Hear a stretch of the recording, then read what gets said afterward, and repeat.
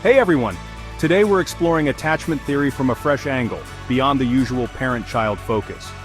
We'll look at how society, economics, and culture all shape the ways we form bonds. Yes, typically we hear about the one-on-one parent-child relationship, but new research is showing how dual-income families, remote work, and even urban isolation influence attachment. For instance, did you know 13.2% of people have an anxious avoidant attachment style, which is characterized by a fear of abandonment and discomfort with closeness? Wow, that's a lot! And you're saying this isn't just about what happens at home, these bigger societal forces are in play? Exactly.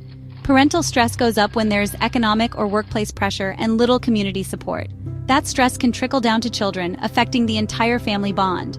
Plus, 95% of baby research has historically focused on mothers, so we're missing huge insights about fathers and other caregivers.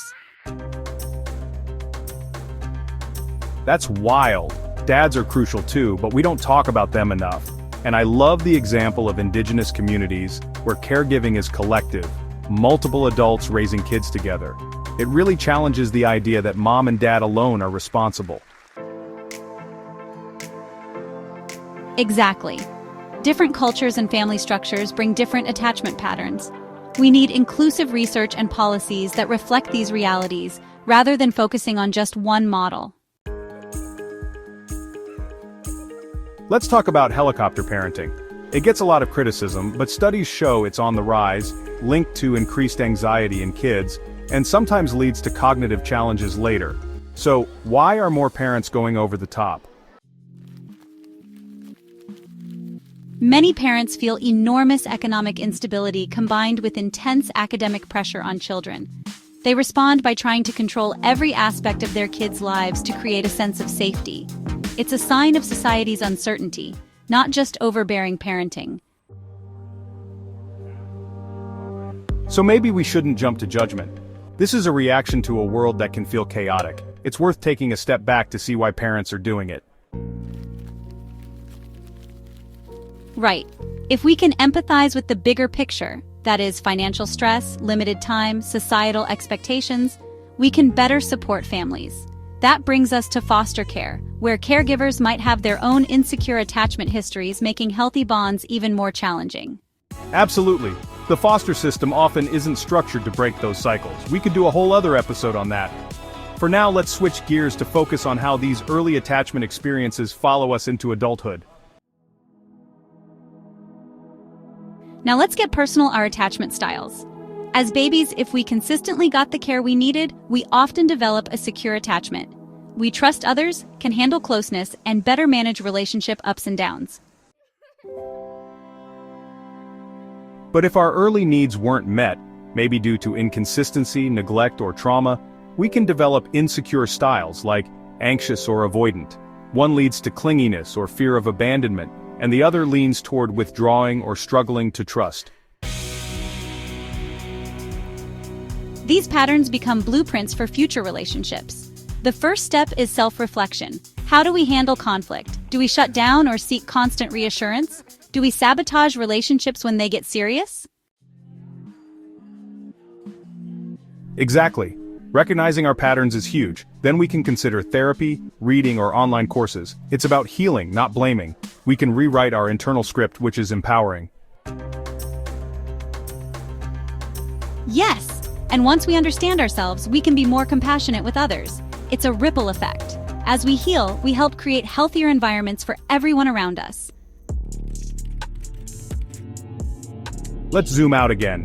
You mentioned economic inequality. That's a big factor. When families struggle financially, parents might work multiple jobs or face constant stress.